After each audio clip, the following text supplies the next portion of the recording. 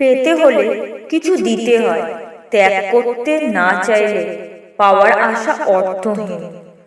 সুদীপ বলেছিল, বাঙালি মলমূত্র এবং বীর্য ছাড়া কিছুই ত্যাগ করতে জানেন না। নিম্ন মধ্যবিত্ত বা মধ্যবিত্ত পরিবার থেকে আসা মেয়েগুলো তাদের সব রকম কনজারভেটিভ ধারণা বুকে পুষে রেখে এমন ভাবভঙ্গি করে যেন পৃথিবীর সব ছেলে তাদের দিকে হামলে পড়ছে।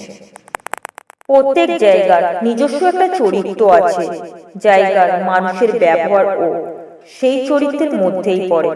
আমি সেটা অস্বীকার করতে পারব না, কিন্তু সেটাকে মানিয়ে নিলে অসুবিধা হবে না। অভাব থেকেই তো অক্ষমতা, ঈর্ষা আসে, আর সেটাকে ঢাকতে বেশিরভাগ মানুষই গলা ছড়িয়ে মেজাজ দেখানো ছাড়া অন্য কোনো পথ পায় না। শাসন শুনতে যতই খারাপ লাগুক, যে মানুষের জীবনের শাসনে মানুষ থাকে না, তার মতো অভাগা আর কে আছে? তুমি ফিরবে বহুরূপে সেই প্রাণ অনেক নীরবের ভিড়ে।